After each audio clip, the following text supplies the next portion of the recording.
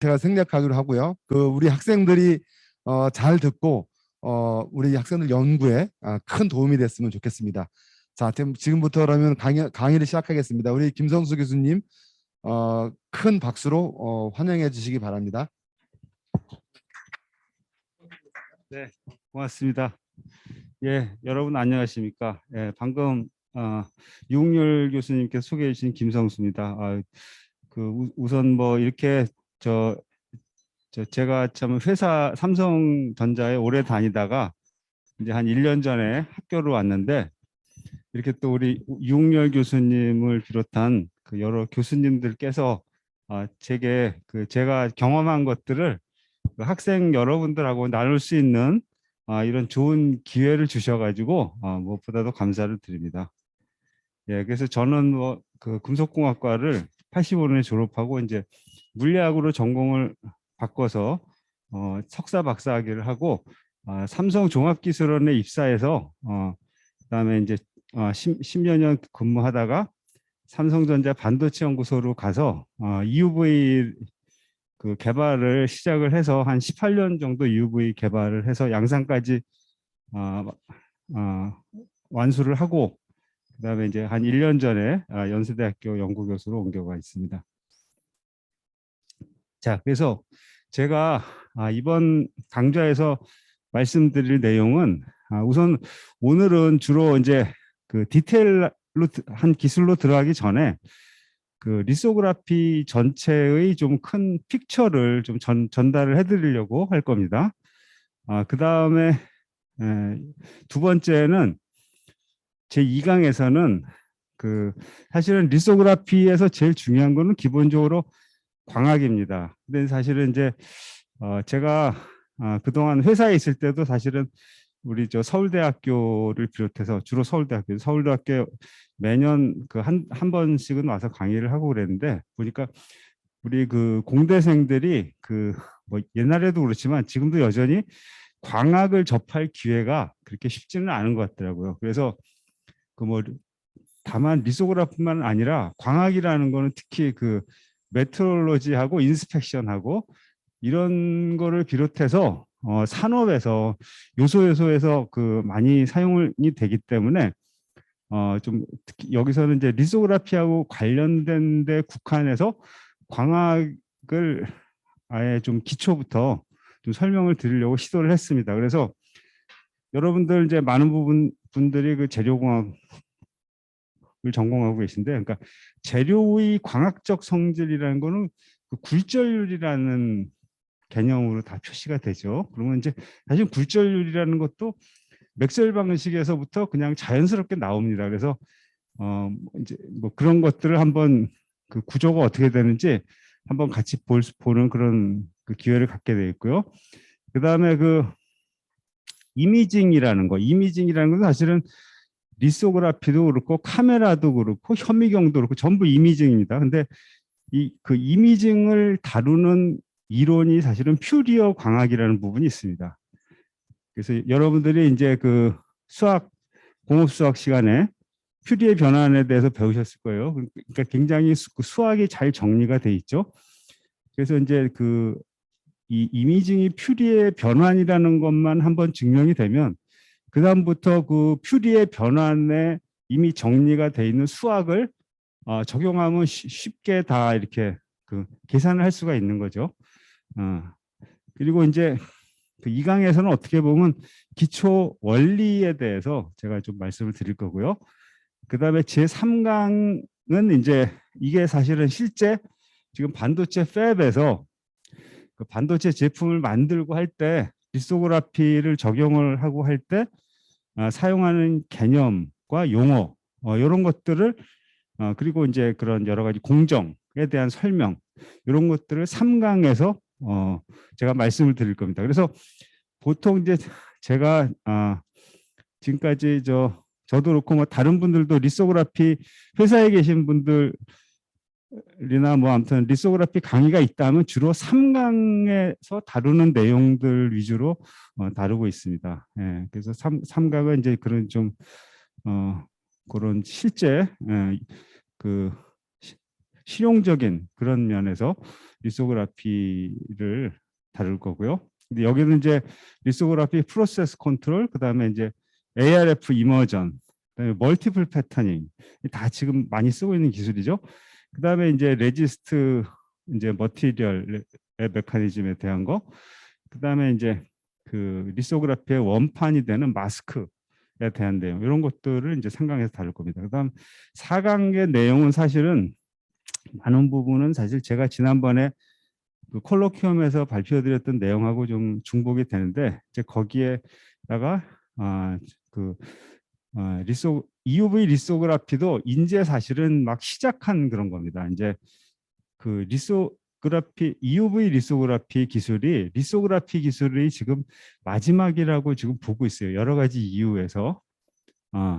그래서 이제 여기서 이제 사실은 굉장히 많이 좀 울고 먹어야 되는데, 근데 지금 이제 그 굉장히 아직 이해되지 못한 새로운 문제들도 많이 있고 해결할 문제들도 많이 있고 그렇습니다. 그래서 그런 것들을 제가 좀 더 그 보강을 해서 4강을 말씀을 드릴 겁니다.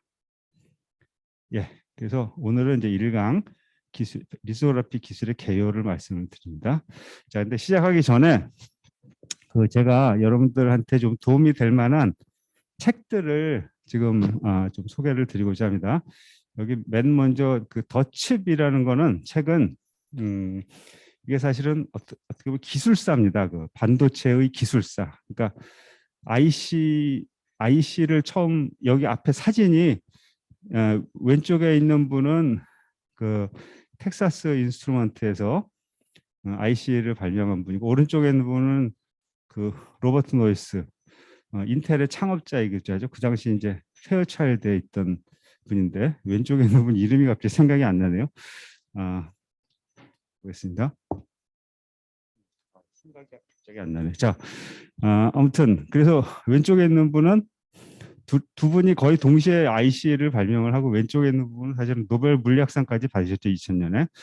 네, 그래서 아무튼 요 기술사인데, 이제 기술의 개발 과정에 대해서 이제 잘 그 얘기가 있어갖고, 더 칩이라는 책을 한번 반도체 하실 분들 아니더라도 읽어보시면 좋을 것 같아요.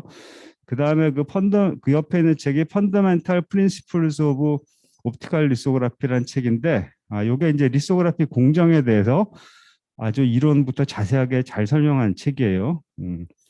그 제일 잘 쓴 책이라고 볼 수 있어요. 그래서 앞으로 이제 반도체 하실 분들은 레퍼런스로 이제 이 책을 갖다가 좀 사용하시면 좋을 것 같고요. 그 옆에 이제 엑스레이 익스트림 울트라바이올렛 레디에이션, 이제 이게 EUV죠. 익스트림 울트라바이올렛이. 그래서 EUV의 이거 쓰신 분은 사실은 그 버클리 대학교 교수인데, 사실 제가 이제 EUV 개발하면서도 많은 도움을 받았던 분이에요. 그래서 나중에 제가 EUV 그 강의할 때 이분한테 받은 도움도 말씀을 드리고 할 텐데, 아무튼 그 이 책도 굉장히, 이거는 어플라이드 피직스 같은 책이에요. 그래서 그 맥스웰 방식부터 해가지고 그 EUV에 관련된 그 제반 사항들을 잘 써놨어요. 그래서 EUV를 제대로 좀 그 전공을 하실 분들은 이 책을 추천을 드리고요. 그 다음에 여기 밑에 모던 옵틱스하고 헥트 옵틱스, 요게는 사실은 광학 그 책의 바이블 같은 책들이에요. 그래서 그 사실은 그 이 두 옵틱스에 관심이 있거나 필요하신 분들은 이 두 책을 갖다가 추천을 드리고요. 그 다음에 이 퓨리오 옵틱스는 사실 좀 더 스페시픽한 토픽인데, 이 두 책은 사실은 그래서 뭐 이렇게 범용 책은 아니에요. 그래서 이미징에 관련된 일에 혹시 궁금하시면 이 두 책을 보시면 되고요. 근데 여기 이렇게 파란색으로 박스를 친 책들은 그 인터넷에서 다운로드가 가능하니까 참고로 하시기 바랍니다. 자, 그러면 이제 반도체 얘기를 먼저 좀 시작을 하죠. 자, 지금 사실은 우리 그 산업과 사회에서 화두가 돼 있는, 기술적 화두가 돼 있는 게 뭐 크라우드, 5G, AI, 뭐 인텔리전스 엣지, 휴대폰이나 뭐 저 PC 이런 게 다 여기 해당되겠죠. 게이밍 시뮬레이션 이런 것들은 뭐 많이 들어보셨죠. 사실은 이게 굉장히 어떻게 보면 그냥 단순히 기술뿐만 아니라 문화에까지 전반에까지도 굉장히 어떻게 보면 하나의 시대적인 흐름으로까지 얘기를 할 수가 있죠. 예, 그래서 이런 것들을 묶어서 4차 산업혁명이다. 예. 근데 뭐 그냥 산업에만 국한되지 않고 굉장히 사회적으로도 문화적으로도 굉장히 영향이 많은데, 근데 아무튼 이 4차 산업혁명이다 할 때 사실 여태까지도 이제 말은 그럴듯한데 뭐 실제로 그 영향력이라든가 이런 게 그 미미한 그런 경우가 많이 있었어요. 근데 이제 제가 최근에 학회에서 그 이걸 보여드리죠. 이게 이제 지난 11월에 그 저 국내 리소그라피 학회 이제 ASM 학회가 있었는데 그때 ASML 연사를 초청을 했더니만 요 슬라이드를 하나 발표를 했어요. 근데 요 슬라이드를 가만 보니까 기울기가 달라져요. 그래서 보시면 2019년을 기점으로 해서 기울기가 굉장히 가파라졌어요. 그래서 이걸 보니까 그냥 4차 산업혁명이고 뭐 이런 게 그냥 말로만 그럴듯하게 하는 게 아니라 실체가 있는 것 같다. 그래서 반도체 산업은 앞으로 성장률이 더 급격해질 거다. 그래서 그 학생 여러분들도 그 반도체를 전공하시면 굉장히 미래가 좋지 않을까 그런 생각입니다. 자, 그다음에 이제 우리 반도체의 역사는 이제 제일 그거를 잘 표현하는 게 무어의 법칙이죠. 그럼 반도체 발달은 사실은 뭐 그냥 심플하게 어떻게 보면 반도체의 그 축소, 슈링크, 스케일링 다운 그걸로 이제 요약이 될 수가 있고요. 그걸 나타내는 게 무어의 법칙이죠. 그리고 무어의 법칙은 사실은 그거의 메이저 드라이빙 포스는 역시 리소그라피 해상력의 발전이에요. 그리고 거기서 가장 큰 기술은 파장을 계속 줄여온 거죠. 이렇게 뭐 70년대는 여기 보면 436나노 청색 파장을 쓰다가 이제 UV 지금은 이제 계속 딥 UV를 거쳐서 EUV까지 13.5나노 그렇게 왔죠. 근데 사실은 이제 이 사실 이면에 있는 거는 이렇게 작게 하면 그 스피드와 덴시티는 물론 당연히 올라가는데 스피드가 올라가고 파워는 떨어지죠. 이렇게 성능에 있어서 엄청난 베네핏이 있죠. 사실 이거를 나타내는 게 이제 그 데나드의 법칙이라고 하는 건데 사실 이건 잠깐만 이제 그 반도체의 흐름의 중요한 걸 잠깐만 제가 언급을 하고 넘어가겠습니다. 그러니까 이게 그 카파분의 1로 디멘전이 주는데 이거를 이제 그 어떤 필드는 일정하게 유지를 하기 위해서 도핑 농도는 이제 카파배만큼 이제 도핑은 세게 해주는 거죠. 요렇게 되면 자 거리가 필드는 일정하게 유지하면서 거리가 줄어드니까 볼티지가 줄어들고 그 다음에 거리가 줄어드니까 딜레이 타임이 줄어드니까 결국 스피드가 올라가는 거죠. 그 다음에 이제 커패시턴스는 이제 L은 나누기 시크니스니까 시크니스 같이 줄어들어도 이제 커패시턴스 줄어들고 그래서 파워 컨섬션 퍼 디바이스는 카파 자승분의 1로 줄어들어요. 그래서 이게 뭘 뜻하냐면은 만일에 무어의 법칙은 그냥 18개월마다 트랜지스터 숫자가 2배가 늘어난다 이게 무어의 법칙이죠. 그러면 이 표를 따르면 어떤 일이 벌어지냐면은 이게 2배 트랜지스터가 늘어나면서 2배 빨라져요. 작아지면. 그리고 그 트랜지스터당 파워 컨섬션은 2분의 1로 줄어들어요, 오히려. 그래서 만일에 디바이스 크기를 똑같이 유지하면 트랜지스터 숫자는 2배로 늘어나죠. 그러나 파워는 똑같아요. 똑같이 유지가 돼요. 그러니까 완전히 환상적인 거죠, 이게. 작게만 만들면 이제 모든 게 따라오는 거예요. 그래서 이게 굉장히 좋은 시절이 있었어요. 근데 이게 계속 좋을 수가 없고 2005년 정도 무렵에서 이제 문제점이 나타나기 시작했어요. 그게 이제 그 리키지 커런트라든가 이제 점점 그 게이트 옥사이드가 얇아지니까 이제 커런트 리키지가 발생하고, 이 도핑을 이제 계속 이렇게 올라갈 수는 없고, 그다음에 이제 볼티지도, 자 볼티지의 리밋은 어디냐면 우리 상온, 우리가 이제 이게 그 저 어떤 뭐랄까 그 상온이 그 25mV 25mV에 해당이 돼요. 그러니까 그거보다 이제 볼티지가 확실히 디퍼런스가 있어야 동작을 안정되게 할 수 있으니까 볼티지도 낮추기가 어려운 거예요. 그래서 그런 리미테이션 때문에 자 여기서 2005년까지는 이게 데나드 스케일링이 잘 작동을 했어요. 아주 행복한 그런 시절이었는데 이때부터 이렇게 이제 꺾였죠. 그래서 여러분들이 이제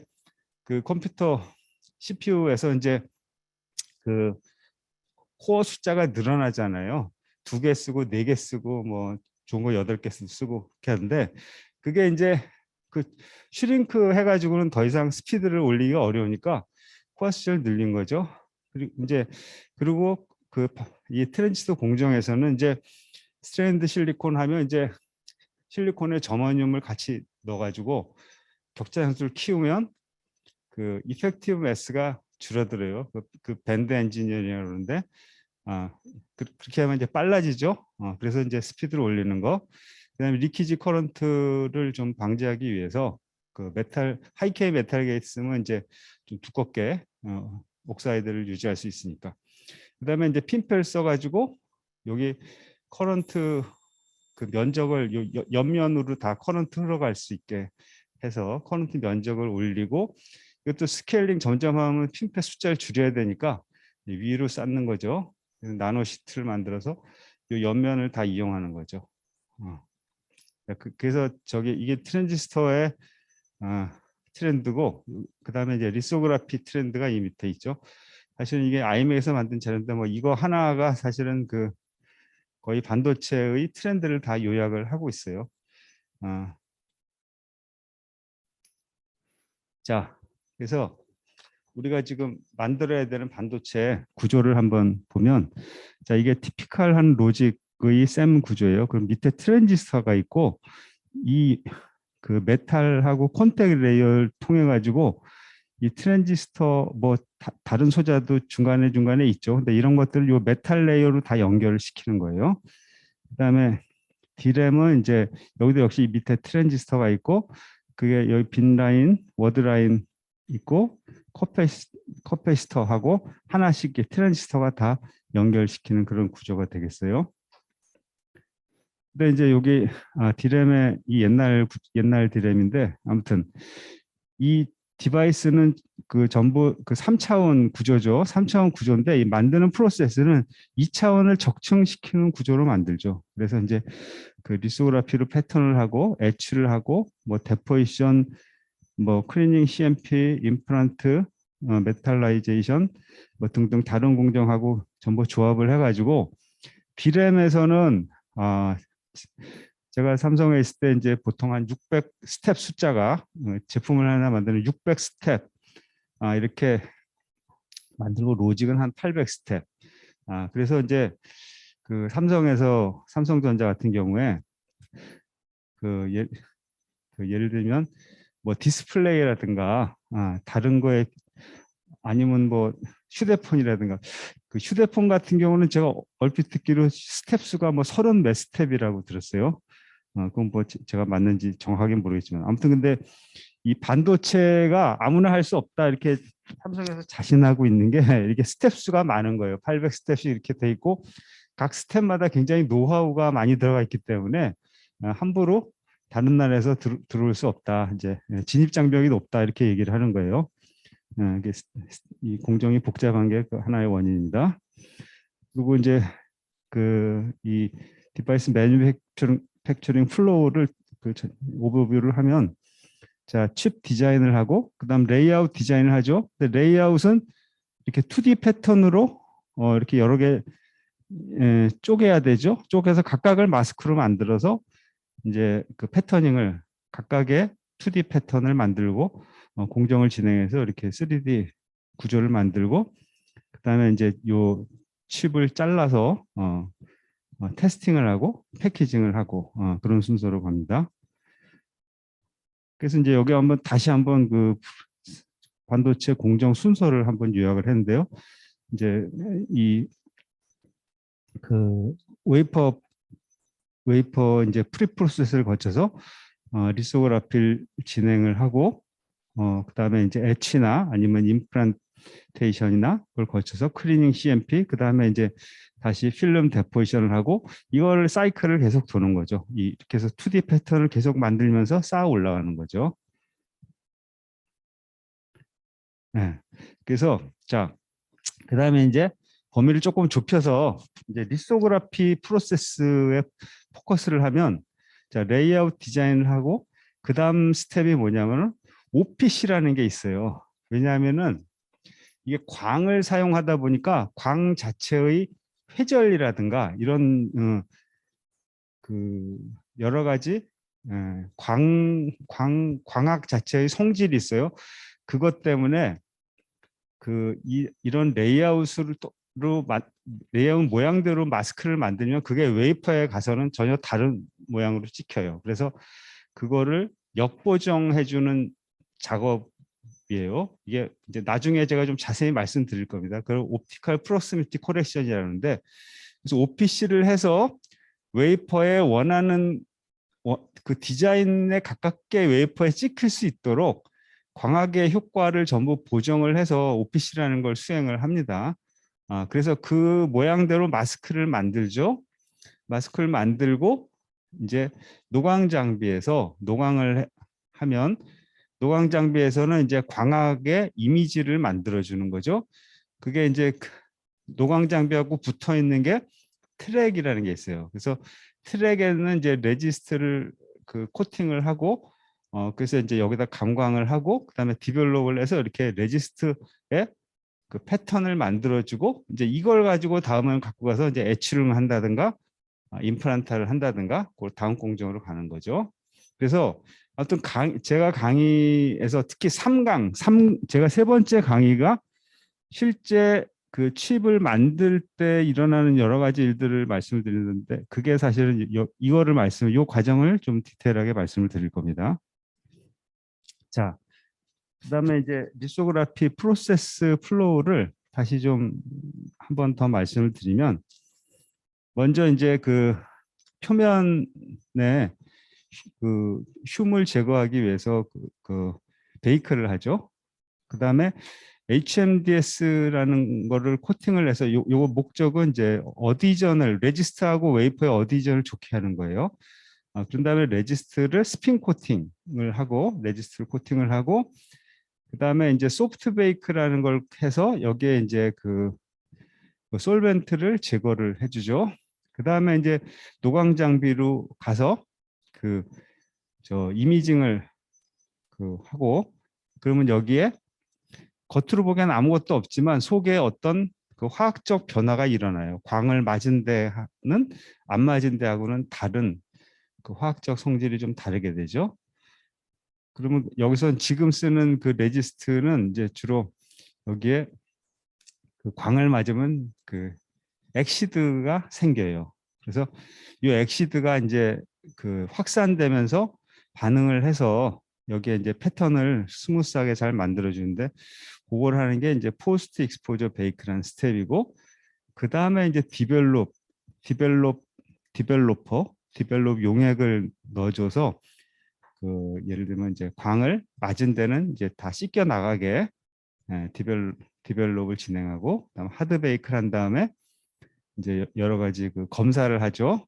선폭이 잘 맞는지 오버레이는 잘 맞는지 뭐 디펙은 없는지 그렇게 해서 이게 다 합격을 하면 다음 스텝을 가고 불합격되면 리소그라피에서는 리웍이라는 게 있어요. 그래서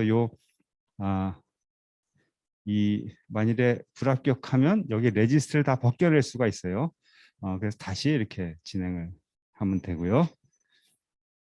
그래서 이제 요거를 다시 한번 이제 그 정리를 하면 이렇게 사실은 모든 이 스캐너라는 게 그러니까 EUV 설비를 요새는 스캐너라고 불러요. EUV 설비가 아니라 리소그라피 설비. 그래서 리소그라피 설비하고 트랙하고는 항상 이렇게 물려 있어요. 항상. 이게 이렇게 물려 있는 이유는 이제 굉장히 그 대기에 노출되면 여러 가지 그 문제가 발생하기 때문에 이렇게 물려가지고 노광하면 바로 저기 다음 공정 진행할 수 있게 트랙을 이렇게 물려놓은 거예요. 그래서 웨이퍼는 먼저 이 트랙에 투입이 돼요. 그래서 서피스 프로퍼레이션, 레지 코팅하고 프리베이크 한 다음에 스캐너로 이동해서 이제 온라인 익스포저를 거쳐서 다시 트랙으로 와서 PEB 디벨롭 하드 베이크 이렇게 거친 다음에 이제 검사 바깥에서 검사를 하게 되는 그런 절차로 진행이 됩니다. 자, 그 다음에는 요 하드웨어를 살펴보면 리소그라피라는 거는 어떻게 구성되냐면은 우선 광원이 있어야 된다. 광원. 광원이 있고 여기 광원 다음에 조명 광학계가 있어요. 이것도 이제 광이 들어가는 모양을 만들어줘요. 나중에 좀 자세히 말씀을 드릴 텐데. 그 다음에 이제 마스크가 있고, 그 다음에 마스크를 투과한 광이 이제 이 프로젝션 렌즈 시스템으로 에 의해서 웨이퍼의 이미징이 되죠. 그러면 이제 여기 에어리얼 이미지고 웨이퍼에는 이제 그 레이튼 이미지가 형성이 되고. 근데 사실은 이 그림이 잘못됐어요. 근데 제가 정말 좀 이쁘면서 제대로 된 그림을 구글에서도 찾아보려고 그랬는데 진짜 없더라고요. 혹시 여기 그 강의실에 계신 학생들 중에 이 그림에서 어디가 잘못되는지 아시는 분?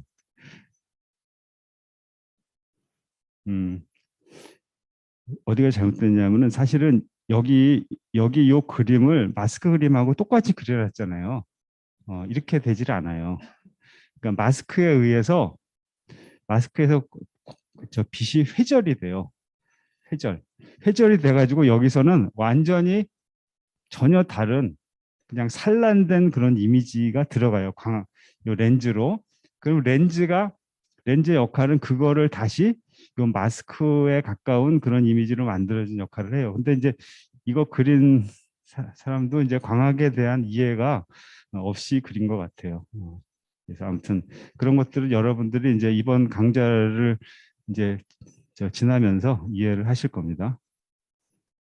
자, 그래서 이제 요 사실은 그 리소그라피는 어떻게 보면 크게 보면 리소그라피의 어떤 해상력이라든가 성능이라든가 이런 거를 그 더 발전시키는 그런 게 있고, 그 다음에는 이제 그 발전된 그 리소그라피 기술을 사용을 해서 제품을 양산하는 그런 기술이 있겠죠.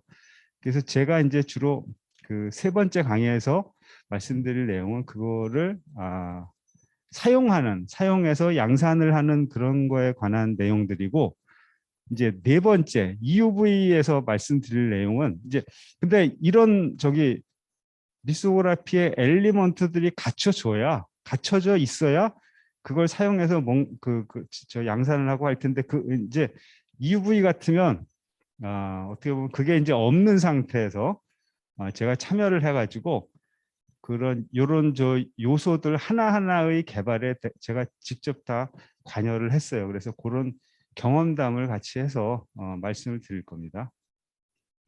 그래서 먼저 그 소스의 소스는 사실은 웨이브랭스를 계속 줄여가는 쪽으로 발전을 했죠. 그래서 이제 457 파장. 그러니까 요게 이제 그 수은 램프에서의 그 스펙트럼 피크가 있는 것들을 사용한 거예요. 이 두 가지 G라인, I라인 이런 것들은. 그 다음에 이제 요거 KRF 레이저 248, 그 다음에 요 ARF 엑시머 레이저 193 나노. 지금도 이제 사실 많이 쓰고 있죠. 그 다음에 이제 여기 F2라고 해서 157 나노 파장을 쓸려다가 스킵했어요. 그래서 이제 여기 ARF에는 여기는 이제 파장은 그대로 쓰지만 이머전이라고 하는 기술을 들여와서 해상력을 높여갖고 거의 한 10년 이상 사용을 했죠. 그 다음에 이제 EUV. 쓰고, 그래서 요 그 파장을 줄이는 거를 요약한 그런 공식이 레일리의 해상력 공식이라고 그래서, 해상력은 그 파장에 비례하고 그다음에 그 렌즈 NA, 이 렌즈의 크기라고 생각하시면 돼요. NA에 반비례한다. 이제 이것도 이제 제가 그 왜 이렇게 되는지도 설명을 해드릴 겁니다. 그래서 아무튼 파장이 짧으면 해상력도 작아지기 때문에 아무튼 이렇게 파장이 줄여왔습니다. 자, 그 다음에는 옵틱스는, 자, 옛날에는 리소그라피에 사용하는 그 옵틱스가 이렇게 렌즈가 이렇게 몇 개 없죠. 그러다가 NA가 커지면서 점점 렌즈가 많아져서 그 ARF 이머전에 사용하는 렌즈는 요 렌즈 피스가 한 100개 정도 된다고 들었어요. 그리고 무게도 뭐 한 2톤 그 정도 렌즈만 그렇게 된다고 들었어요. 그러면 아무튼 그 렌즈 NA가 클수록 해상력은 작아지는 거죠. 반비례해서. 그러면 왜 이렇게 렌즈를 많이 써야 되느냐, 그런 질문이 나올 수 있겠죠. 근데 또 그 일반적으로 모든 리소그라피가 사실은 광학 시스템 중에 가장 정교한 시스템이에요. 근데 리소그라피 시스템에 사용하는 렌즈들조차도 전부 구면 렌즈예요. 이렇게 저 면이 구의 일부분이에요. 그래야 이게 왜 이렇게 하냐면은 그래야 가공을 하기가 쉽거든요. 그러면 구를 하나 이렇게 만들어 놓으면 그 뭐 이렇게 저 사이즈만 바꿔가면서 굉장히 다양한 렌즈들을 거기다 이렇게 갈아가지고 만들 수가 있죠. 그래서 굉장히 만들기가 쉽죠. 그래서 구면 렌즈를 만드는데, 근데 구면 렌즈는 그 근본적으로 이미징에 적합하지 못해요. 왜 그러냐면은 이제 대표적인 게 스피리컬 에버레이션이라는 게 있는데, 여기서 보시면 광이 이렇게, 사실 이미징이라는 걸 정의를 하면 한 점에서, 자, 광은 이제 저기 사방으로 다 돌아다녀요. 그럼 사방으로 간 광을 렌즈는 한 점에 다시 모아주죠. 한 점에 다시 모아주는데, 이때 중요한 게, 그러니까 한 점에 모아줘야 되는 거 1번. 그 다음에 두 번째 중요한 거는, 자, 이 광의 경로에 관계없이 이 점에 모일 때는 위상이 전부 똑같아야 돼요. 위상, 자, 그게 웨이브의 특징이죠. 웨이브는 1 플러스 1이 2가 아니죠. 위상이라는 게 있죠. 1 플러스 1이 0이 될 수도 있죠. 그게 아웃 오브 페이스라는 거죠. 그래서 페이스가 매칭이 돼야 돼요. 그래서 이제 그 사실은 여기가 렌즈를 보시면, 자, 여기는 거리가 굉장히 길죠. 바깥으로 가는 거는. 안쪽으로 가는 거는 거리가 짧죠. 근데 이제 대신에 예. 어. 음. 오케이. 예. 예. 자, 여기 거리가 짧죠. 근데 이제 대신에 렌즈를 통과하는 거리는 길어지죠. 그래서 여기서 사실은 그 렌즈 안에 들어가면 파장이 짧아져요. 그래서 페이스가 많이 지나갈 수가 있죠. 그래서 경로가 짧은 거를 이렇게 보상을 해줄 수가 있어요. 그래서 이런 거는 제가 2강 때 좀 더 자세하게 말씀을 드린 거예요. 근데 아무튼 여기서 스피리컬 렌즈로 보시면 바깥으로 떼는 광은 요 좀 가까이 온데 광이 모이고, 요 축에 가까운 쪽으로 그 지나간 광은 멀리 초점이 생겨요. 이거를 스피리컬 에버레이션이라고 그러는데, 이렇게 되면 이미징을 할 수가 없죠. 그래서 요거를 이제 보완하는 방법이, 오목 렌즈를 하나 쓰면 이렇게 한 점에 모아줄 수가 있어요. 그래서 이게 이제 왜 렌즈를 많이 써야 되는 이유 중에 하나예요. 근데 이제 그 반도체, 이거는 지금 한 점에서 출발한 게 한 점에 모으는 거를 말씀을 드린 건데, 이제 그 우리가 반도체 칩을 만들 때는 그 일단 마스크 사이즈는 그 한 110mm, 110mm 바이 130, 제가 지금 숫자가 헷갈리는데 아무튼 한쪽 면은 110mm입니다. 10cm가 넘죠. 마스크는 그렇고 그다음에 웨이퍼에서 칩 사이즈는 26 바이 33mm예요. 그러니까 꽤 이제 큰 거죠. 거기에 모든 점에서 이 에버레이션, 이미지의 왜곡이 없이 전부 CD가 딱딱 제대로 원한 저 마스크에서 만든 대로 웨이퍼에 매체져야 되는 거죠. 그래서 그렇게 넓은 면적에서 수차가 전혀 없이 광학계를 만들려고 하다 보니까 이제 렌즈가 이렇게 많아진 거예요. 네.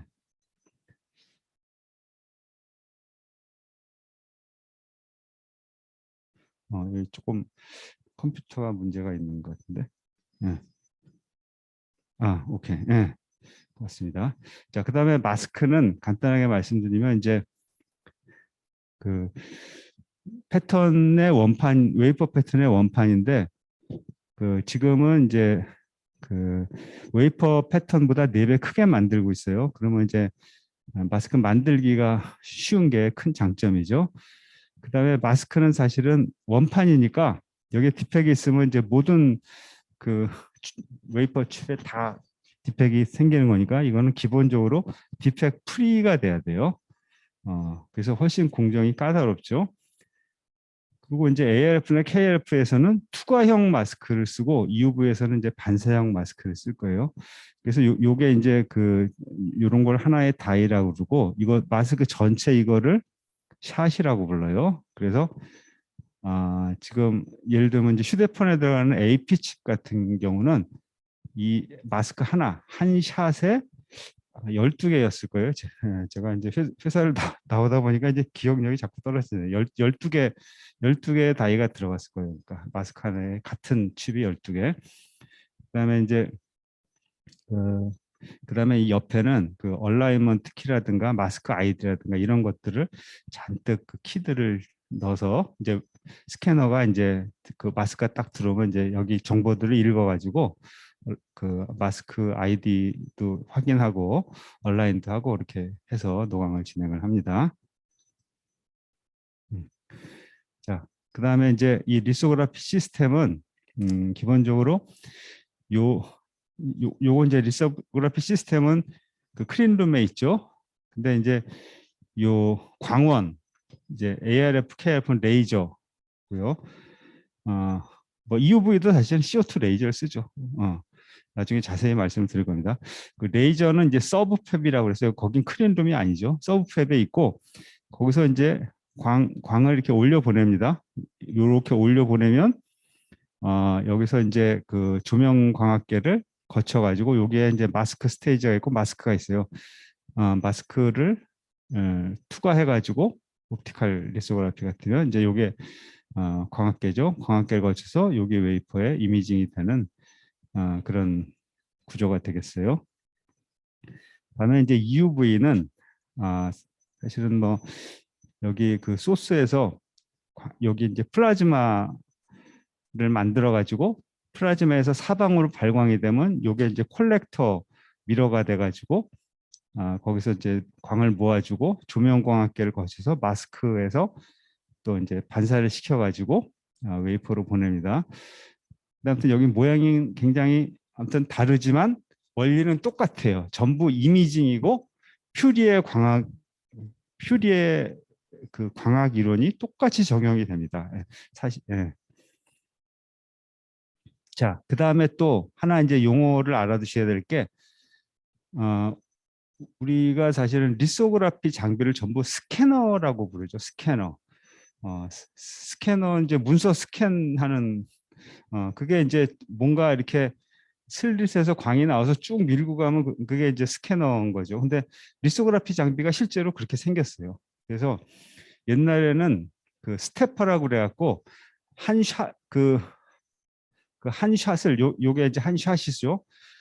이제 웨이퍼는 크지만 이제 그거를 이제 26 바이 33이라는 크기대로 이제 계속 노광을 해가지고 이제 이동을 하죠. 근데 옛날에는 이거 한꺼번에 꽝 찍었어요, 전체를. 그리고 그때는 렌즈의 NA가 뭐 0.18 이 정도였어요. 그리고 렌즈에 NA를 올리기가 어려웠어요.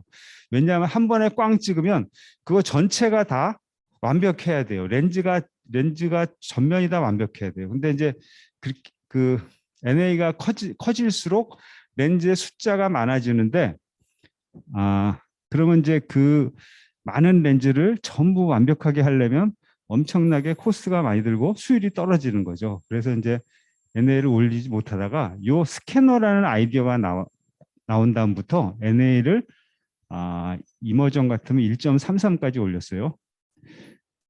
1.35인가? 네, 아무튼 그 정도까지 올렸어요. 그게 자, 요 스캐너라고 하면 그 광이 나오는 거는 이렇게 이만한 전면을 한 번에 찍는 게 아니라 요만한 슬릿으로만 광이 나오게 하는 거예요. 그러면 요 슬릿으로 광이 나오게 하고 웨이퍼를 쭉 이동을 시켜요. 그리고 마스크는 반대 방향으로 쭉 이동을 시키고, 그러면 마스크의 그 위치가 계속 바뀌면서 그 바뀐 위치가 또 웨이퍼에서도 위치가 계속 바뀌면서 웨이퍼의 바뀐 위치 차례차례 찍히게 되는 거죠. 그래서 전면이 찍히게 되는 거예요. 이렇게 되면 장점이 뭐냐면은 요만큼만 이미지가 완벽하면 돼요. 근데 렌즈는 원형이라고 그랬죠. 그러니까 렌즈를 만들 때 이렇게 돌려가면서 제일 좁은 부분을 이 축에 맞춰 가지고 쓰면 되는 거예요. 이렇게 되면 굉장히 렌즈 만들 때 수율을 올릴 수가 있었어요. 그래서 이 스캐너라는 아이디어를 내면서 이제 비로소 렌즈의 NA가 이렇게 그냥 굉장히 아주 이론적인 한계에 도달할 정도로 크게 됐죠. 예.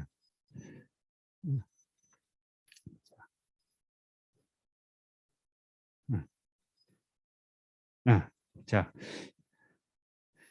그래서 이제 이게 사실은 이제 한 거의 2010년 정도까지만 해도 그 일본의 니콘이라든가 캐논이라든가 이런 데가 이제 그 리소그라피 장비의 어떤 마켓쉐어가 어느 정도 있었어요. 그러나 지금은 이제 네덜란드 ASM이라는 회사가 거의 100%다 독식을 하고 있습니다. 지금 이제 ALF 이머전도 독식, EUV는 뭐 말할 것도 없이 독식. 그래서 뭐 이제 어떻게 보면 그 ASM이라는 회사를 슈퍼갑이라고 하죠. 뭐 삼성이나 뭐 인텔, TSMC 이런 회사들도 장비 좀 더 달라고 자기들 먼저 달라고 가서 부탁을 해야 되고 그런 상황인데, 아무튼 그 이 회사의 그 좀 장비 히스토리를 보면 이제 KLF, ALF, ALF 이머전 이런 게 거의 한 10년 턱으로 나왔죠. 그다음에 이제 EUV가 나오고, 그다음에 이제 앞으로 뭐 한 5년 정도 있으면 하이엔의 EUV가 사용되게 될 거예요. 그럼 여기서 보시면 이제 해상력이 이제 계속 크게 감소를 했죠. 이건 사실은 조금 어떻게 보면 조금 그 장비의 특수한 해상력이고, 실제 생산에 쓸 수 있는 해상력은 이거보다 이제 훨씬 크죠. 특히 EUV 같은 경우는 이게 한 18나노 정도입니다. 실제로 쓰는 게. 참고로 하시고요. 그 다음에 이제 중요한 게 오버레이. 오버레이가 뭔지는 제가 이제 세 번째 강의에서 말씀을 드릴 텐데, 이거는 이제 이게 계속 겹쳐서 찍는 거기 때문에 패턴, 앞에 찍힌 패턴과 뒤에 오는 패턴의 그 정렬이 굉장히 중요합니다. 정렬을 하지 않으면 완전히 뭐 디바이스가 동작을 안 하겠죠. 그래서 그 오버레이도 이 해상력과 비례해서 계속 줄어들어야 되고요. 그 다음에 이제 장비는 이렇게 되면 계속 비싸지죠. 지금 EUV 장비, 이머전 장비도 이미 1,000억이 넘었어요. EUV 장비는 지금 2,000억 가까이 하고요. 하이NA 장비는 이제 제가 작년 말까지 회사에 있었는데 그때는 한 3,500억 얘기를 하다가 요새 들으니까 뭐 7,000억, 한 대에 7,000억까지도 갈 거라고 그렇게 얘기를 하더라고요.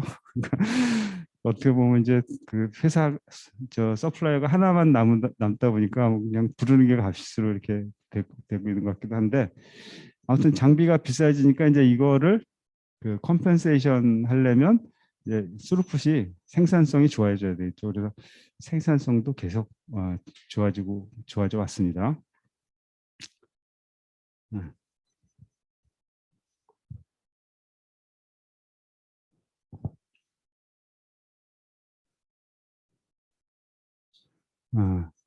지금 PC가 조금 먹통이 된 것 같네요.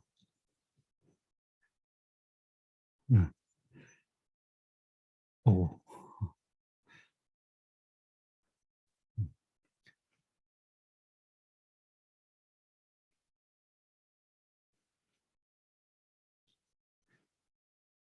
자, 저기 PC가 이렇게 좀 요 막간을 이용해서 혹시 지금까지 말씀드린 내용 중에 질문 있으시면 하시죠, 지금.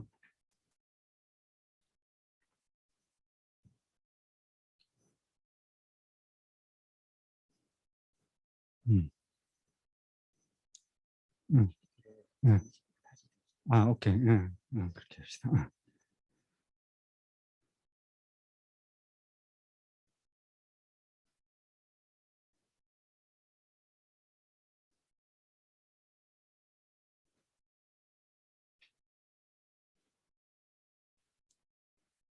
음.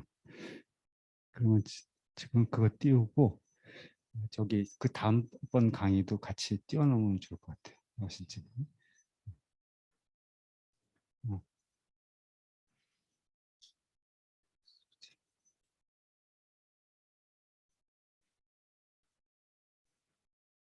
여기서 그냥 어, 음, 음. 자, 음. 요건가? 네, 네, 네.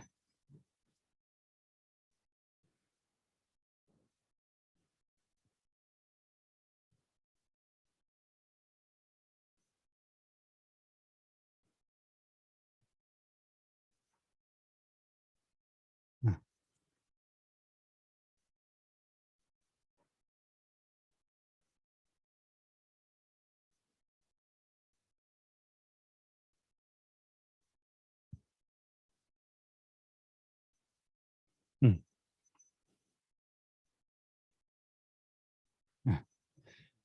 네, 맞지. 네, 네. 자, 이게 이제 첫 번째 강의의 마지막 슬라이드가 되겠습니다. 여기서 다시 한번 그 리소그라피 기술의 트렌드를 쭉 나타내고 있어요. 이 그래프가 여기 이제 436나노 파장을 쓰고 그다음에 248, 193 이렇게 쭉 해서 해상력이 쭉 떨어지죠. 근데 여기서 이제 보셔야 될 게 이게 요게 이제 그 이론적인 그 한계가 이 피치 그러니까 여기서 그 보통은 해상력 하면 CD를 많이 얘기해요. CD가 이제 크리티컬 디멘전이라고 그래서 선폭이라고 보시면 되고, 그러니까 그거는 그 피치 주기의 반주기라고 보시면 돼요.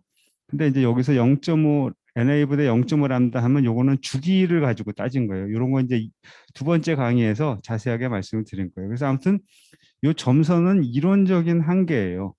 광학의 해상력의 이론적인 한계. 그래서 실제로 이제 제품을 만드는 거하고 이제 갭이 컸죠.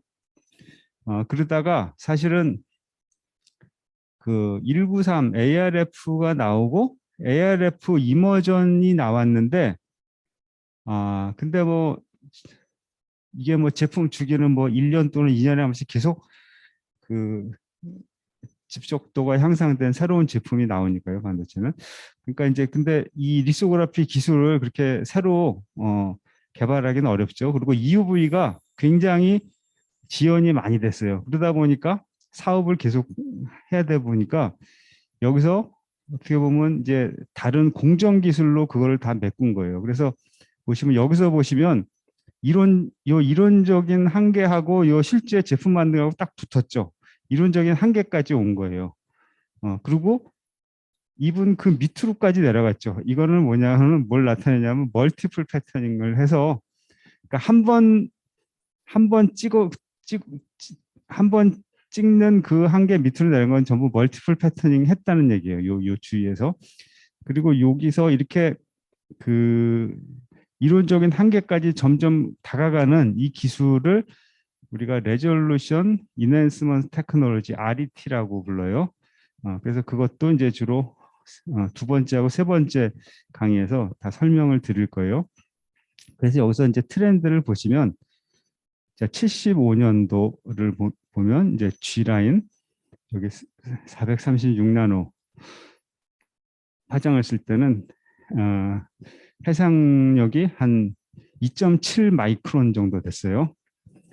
그게 이제 ALF 이머전을 쓸 때는 40나노까지 줄었고, 지금 사실은 EUV는 2019년부터 양산을 시작했어요. 그때 아무튼 18나노까지 줄었어요.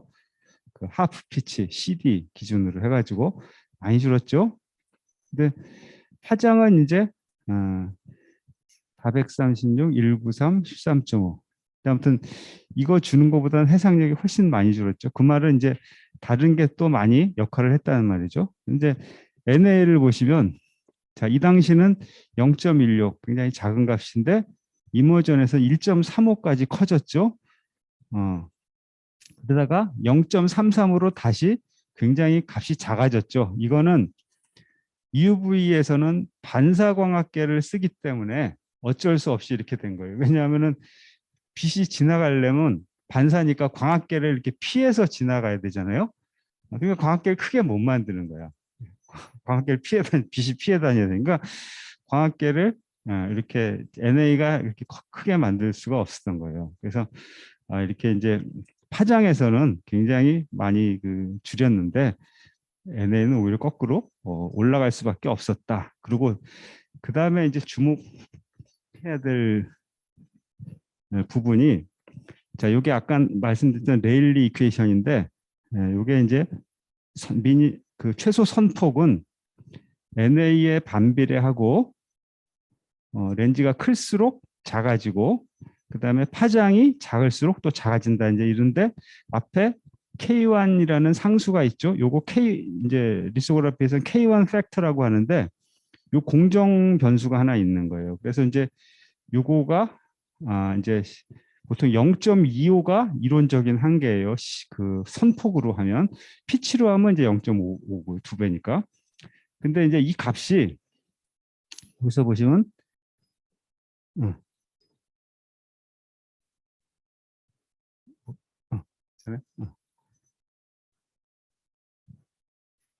여기 안 나오네 여기서는.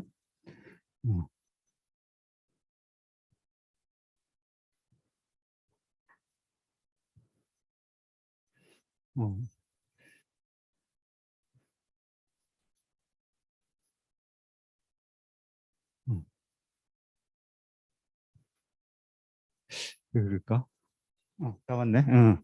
자, 그래서 지금 이제 NA하고 람다는 이제 NA는 광학계, 람다는 광원으로 정해지죠. 그렇지만 이제 K1은 공정에 의해서 이제 계산할 수가 있어요. 그게 여기서 또 보시면 이게 75년에 1.0이었는데 이게 2010년에는 0.28까지 0.25가 이론적 한계인데 거기에 근접하게 내려왔죠.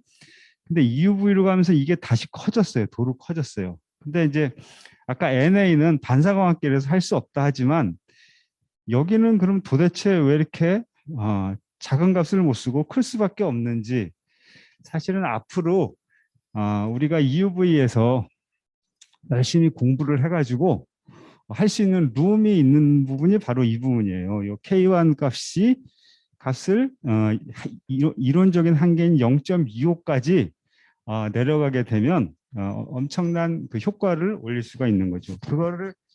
그거를 빨리 할 수 있는 사람이 반도체의 어떻게 보면 승자가 또 될 수가 있는 거고요.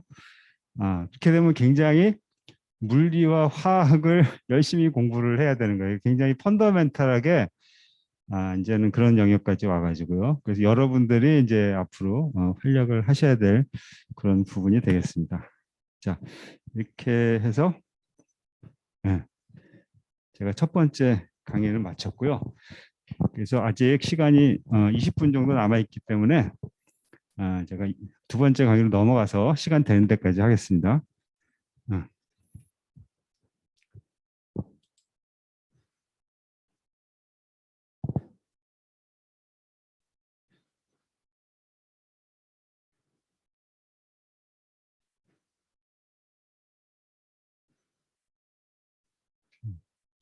그래서 그 자, 두 번째 강의에서는 이제 맥스웰 방정식으로부터 출발을 해서 물질의 광학 성질이라는 게 이제 굴절율인데 굴절율이 어떻게 나오는지 그리고 그 과정에서 또 여러 가지 그냥 자연스럽게 나오는 그런 성질들이 있어요. 그런 거 말씀드리고 그다음 퓨리에 광학을 말씀드릴 텐데 사실은 이게 이게 사실은 이게 전부 한목에 정리된 책은 없어요. 그래서 제가 이제 제가 일한 거 하고 여러 책을 보면서 이제 정리를 했으니까 여러분들이 이거 자료는 나중에도 좀 계속 두고두고 이용을 하시면 좋을 것 같아요. 자, 그래서 제가 여기서 이제 말씀드릴 내용은 맥스웰 방식이라는 게 암페어의 법칙, 파라데이의 법칙, 쿨롱의 법칙 이런 것들이잖아요. 그런 거를 가지고 전자기파라는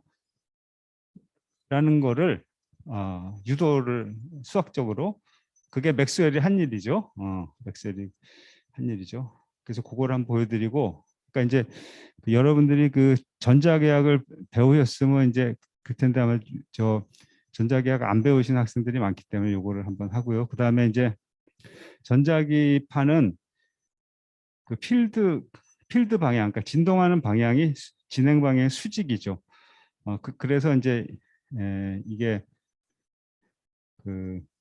그래서 그 전기장의 진동 방향을 그 폴라리제이션, 평광 그런 말 쓰죠. 평광. 여러분들 선글라스에도 평광 선글라스 있죠. 평광. 그게 이제 전자기파가 진행 방향의 수직이니까 그거를 사실은 이게 평광판을 쓰면 어떤 한쪽의 방향은 다 흡수를 시키고 그러면 이제 광량을 줄일 수가 있는 거죠. 거기 그러니까 평광 방향에 패러렐한 건 통과시키고 그래서 광량 조절이 가능한 거고요. 그 다음에 이제 전자기파에 대한 머티리얼의 리액션은 굴절율로 표현되고 굴절율은 사실은 굴절율 말로 하면 이렇게 광이 꺾이는 거 이렇게 그리고 그렇게도 설명을 많이 하잖아요. 근데 이게 어떻게 보면 더 중요한 거는 그 매질 안에서 스피드와 웨이브랭스가 굴절분의 1로 줄어든다. 이제 이게 중요하죠. 그런 걸 유도하고 그 다음에 이제 나중에 이머전 리소그라피를 가면 이제 스넬의 법칙이 필요한데 스넬의 법칙까지 이렇게 유도를 할 거예요. 그러니까 자 여기 이제 또 여기 이퀘이션이 좀 복잡한데 자 요 지금 그 박스를 친 게 이제 맥스웰 방식인데 요 미분 형태로 쓴 거가 그 수학적인 조작을 하기가 편해요. 근데 이제 이거는 직관적으로 딱 와닿질 않죠. 그래서 이거는 이제 적분을 하면 이해가 쉬운데 자 먼저 암페어의 법칙은 이걸 사실은 면적 적분을 하면 스톡스 시어렘에 의해서 이렇게 선적분이 되죠. 면을 둘러싼 선적분. 이 공업 수학에 다 찾아보면 나오죠. 그래서 결국은 그 면적을 통과하는 커런트는 근데 두 가지 종류가 있어요. 일반 커런트와 디스플레이스먼트 커런트. 디스플레이스먼트 커런트는 커패시터에서 만일에 회로 중에 커패시터가 있을 때 커패시터를 통해서 전류는 흐르지 않지만 여기에 전기장은 있죠. 그 전기장의 변화도 전류와 똑같다는 게 이제 디스플레이스먼트 커런트죠. 그래서 그 디스플레이스먼트 커런트까지 포함한 커런트의 면적적 분음을 그거의 변화, 요 면적을 통과하는 커런트의 변화에 의해서 이렇게 선방향으로 그 자기장이 유도가 되죠. 그게 이제 암페어의 법칙이고, 그걸 응용한 게 대표적인 게 솔레노이드 전자석이죠. 전자석. 그 다음에 패러데이 법칙은, 이건 이제 구조는 똑같죠. 여기 저 필드가 시간에 따라 변하고 이제 컬 형태로 있고, 이것도 역시 똑같이 면적 적분을 하면 면적을 지나가는 그 자기 밀도의 시간적인 변화는 그거를 그 그 둘러싼 그 선적분하고 같다. 그러니까 그 전기장을 만들어준다. 일렉트로모티브 포스라고 그러죠. 그래서 이게 사실은 그, 그 발전기의 원리죠. 발전기. 이렇게 요걸 이렇게 돌리면 요 면적을 통과하는 자속 밀도가 변하니까 이 도선을 따라서 전류가 발생을 하죠. 발전기 원리. 그다음에 쿨롱의 법칙은 뭐 너무나 잘 아시고, 다이버전스 형태로 돼 있지만 최적 적분을 하면 그 가우스 시오렘에 의해서 면적이 되고, 이걸 이제 구로 생각을 하면 구 안에 있는 차지의 적분은 구를 통과하는 필드와 같다. 그래서 여기서부터 이게 이제 면적이 커져도 똑같으니까, 나가는 양은 같으니까 이게 저 4파이 R 스퀘어분의 1 이렇게 쿨롱의 법칙으로 나오죠. 그다음에 요거는 이제 요거는 수학적인 구조는 똑같은데 이 0이죠. 이게 마그네틱 모노폴이 없다, 그런 의미가 되죠. 그래서 이 네 개의 이퀘이션이 이제 맥스웰의 방정식이고, 그다음에 그거를 자, 여기 패러데이 법칙에 컬을 하게 되면 요게 이제 벡터 아이덴티티죠. 이런 걸 이용을 하면 그냥 스트레이트 포워드하게 이렇게 나오죠. 근데 요게 이제 요거는 이제 그 위에 쿨롬 법칙이죠. 쿨롬 법칙을 여기다가 요 텀은 요 쿨롬 법칙으로 넣어주면, 그죠? 지금 여기 시작은 패러데이의 법칙인데, 패러데이의 법칙과 쿨롬 법칙을 결합한 형태죠. 요거는, 그죠? 그냥 쭉 스트레이트포워드하게 나오는 거죠. 그러면 이걸 정리를 하면, 자, 일렉트릭 필드 시간 두 번 미분, 그다음 공간에 대한 두 번 미분. 이게 사실은 웨이브 이퀘이션이죠, 두 개가. 그다음에 요거는 소스 텀이에요. 소스 텀. 그래서 이건 커런트고 차지죠. 그래서 커런트와 차지가 없는, 그리고 여기에 이제 요 이필론하고 뮤하고 요거는 그 전부 이런 앞에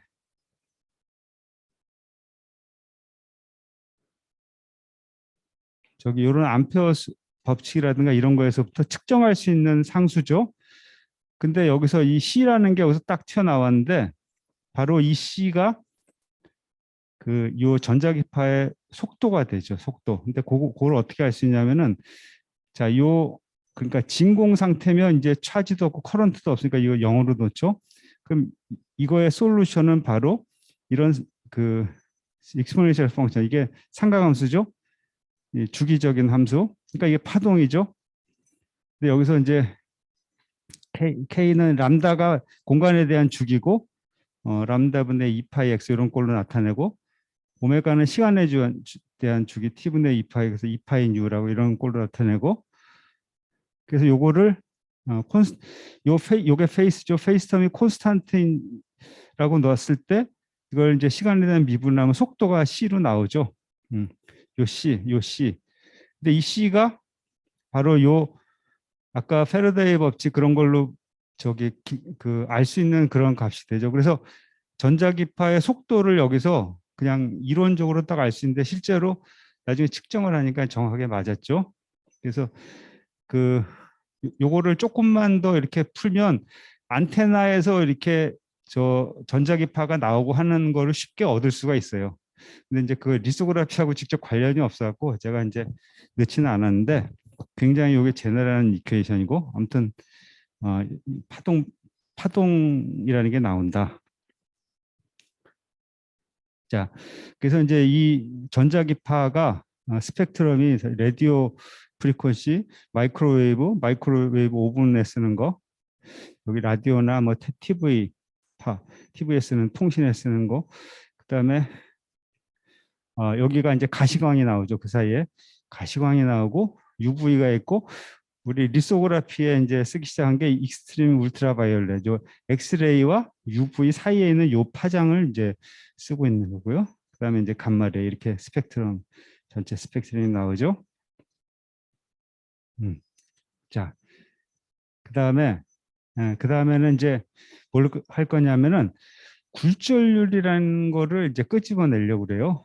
자, 이게 아까 어떤 그 맥스웰 이퀘이션이죠. 근데 여기서 이거를 간단하게 좀 릴레이션을 알 수 있는 방법이 이거를 퓨리의 변환 형태로 나타내는 거예요.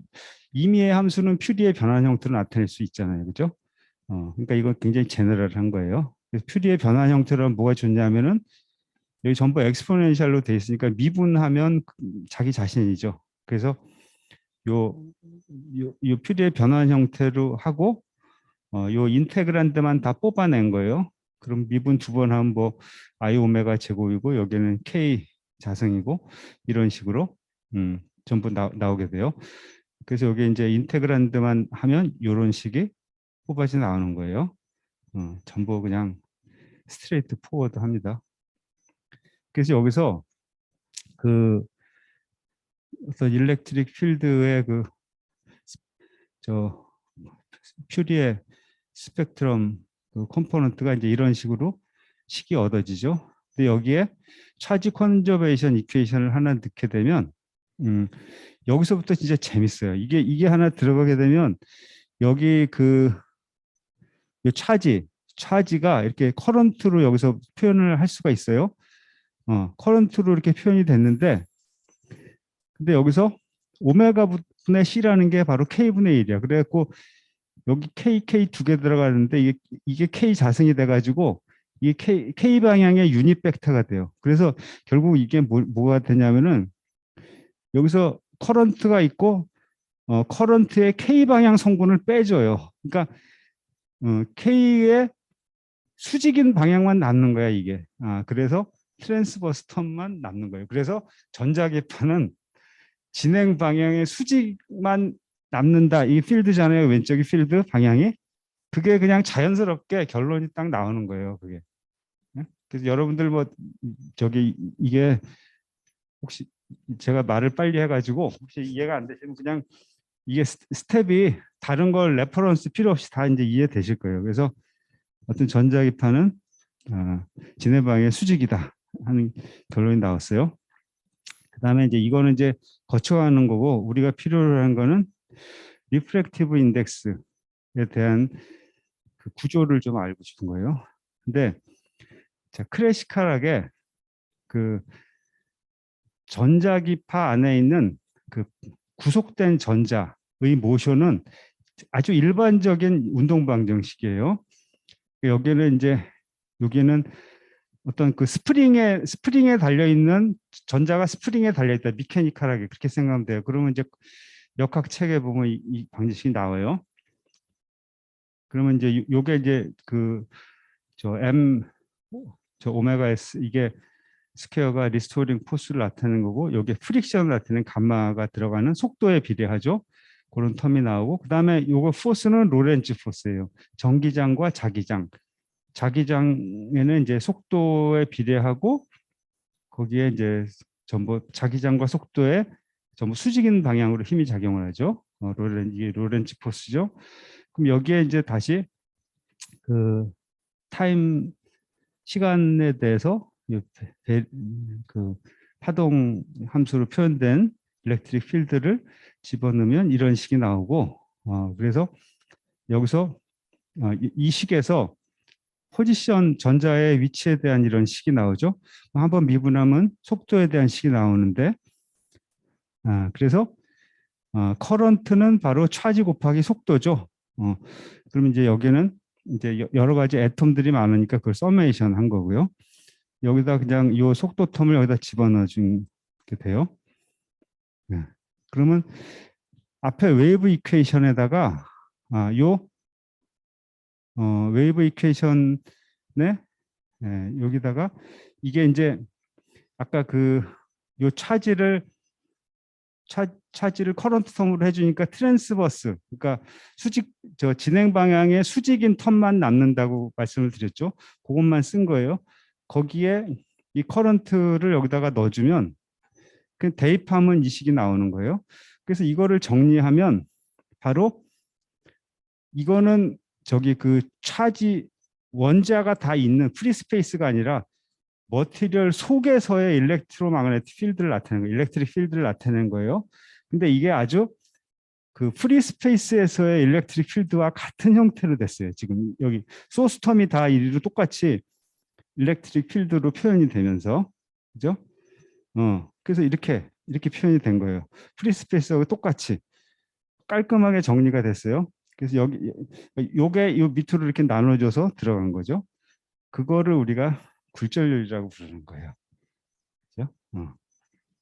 그래서 리프렉티브 인덱스의 식이 이렇게 돼요. 그리고 그거는 이 속도의 밑에 들어가 있기 때문에 속도를 늦추는 형태로 영향을 미치는 거예요. 자, 그래서 이제 리프렉티브 인덱스의 근데 사실은 뭐 이거는 그냥 식으로 유도했지만 이걸 가지고 리프렉티브 인덱스를 실제 계산하고 그런 일은 좀처럼 없어요. 근데 이제 전체적인 구조를 이해하는 데 주로 쓰고요. 근데 이제 리프렉티브 인덱스는 파장의 함수로 이렇게 나타내는데 여기에 오메가 S가 되면 레저넌스 프리퀀시가 있죠. 이게 레저넌스 프리퀀시에 해당되는 값들이에요. 그래서 인프라레드에 있고 여기는 주로 요 레저넌스 프리퀀시는 레티스 바이브레이션하고 관계돼 있어요. 그 다음에 여기 울트라바이올렛하고 여기 UV 쪽에 이제 이때 또 레저넌스 프리퀀시가 있고 엑스레이 쪽에 또 있어요. 그래서 여기는 지금 이거는 실제 파장에 따른 이제 여러 가지 물질들의 여기 굴절률을 나타내는 건데 요거 이제 요거하고 저기 방향이 반대예요. 여기서는 여기서는 파장이 긴 거에 프리퀀시가 작은 데서 긴 데로 가는데 이거는 이제 파장이에요. 거꾸로. 그래서 이렇게 봐야 돼요. 그래서 여기서부터 이렇게 올라가서 누웠다가 이렇게 다시 올라가죠. 이렇게 보면 돼요. 올라갔다 다시 누웠다가 다시 올라가는 거.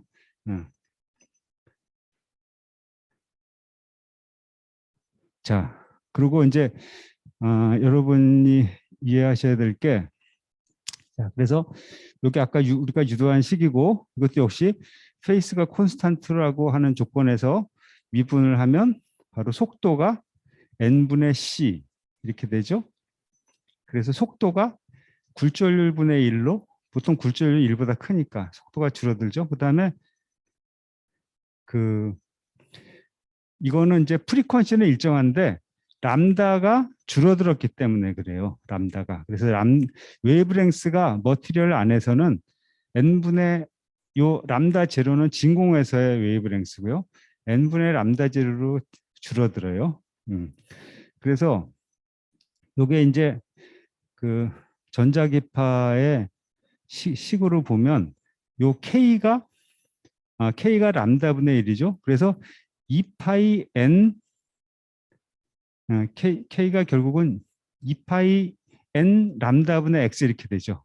K가. 그래서 근데 이제 요게 n이 이미지너리 파트하고 리얼 파트하고 있다 그러면 여기서 이미지너리 파트는 요 앞에 i하고 요 i하고 이렇게 굴절률 이렇게 나타내면 i하고 만나면 마이너스 1이죠. 그래서 마이너스 익스포넨셜 마이너스 텀이 이렇게 떨어져 나오죠. 그럼 이게 그래서 자연스럽게 이건 익스포넨셜리 데케잉하는 텀이 되죠. 그래서 이미지너리 파트 리프렉티브 인덱스는 업소션을 나타내요. 업소션. 흡수가 있는 물질에 광이 들어가면 익스포넨셜이 쫙 데케잉 되는 거죠. 그게 이제 수학적으로 이렇게 표현이 되는 거예요. 그래서 그거를 이제 그림을 나타내는 게 이렇게 된 거예요. 공기에서 전자기파가 들어와서 이게 흡수가 있는 필름에 들어오면 이제 진폭이 쭉 익스포넨셜리 데케잉 되죠. 그리고 파장도 거기에 n값에 의해서 n값에 따라서 이렇게 파장도 줄어들죠. 파장이 촘촘하게 되고, 그 다음에 이제 두 번째 필름은 여기는 흡수는 없는 거예요. 그러나 n값이 있기 때문에 요 에어보다는 파장이 줄어들었죠. 그래서 이런 것 전부 저 맥스웰 방식으로 나타낼 수가 있는 거예요. 그래서 아무튼 정리를 하면 그 전자기파에 대한 그 머티리얼의 리스판스는 굴절율로 표현이 된다. 그래서 그 뭔가 광학으로 일을 하려고 하면 굴절율을 다 측정을 해야 돼요. 굴절율. 그게 사실 굉장히 기본이에요. 그리고 그래서 굴절률은 파장도 줄이고 또 이렇게 그 흡수가 있는 거는 이제 익스포넨셜리 그 필드는 익스포넨셜리 데케이 하는 그런 형태로 나타내주고. 자, 딱 정확하게 75분이 됐네요. 그래서 오늘은 여기까지 하고 그 스넬의 제가 내일부터 스넬의 법칙부터 해가지고 다시 진행을 하겠습니다. 네. 여러분들 강의 시간이 다 끝났으니까 제가 이제 이메일을 알려드릴 테니까 그 질문 있으시면 이메일로 보내주셔도 되고, 그다음에 강의 끝난 다음에 저한테 따로 특히 강의실에 계신 분들은 질문을 하셔도 좋겠어요. 네. 자, 감사합니다. 그러면 내일 다시 뵙겠습니다.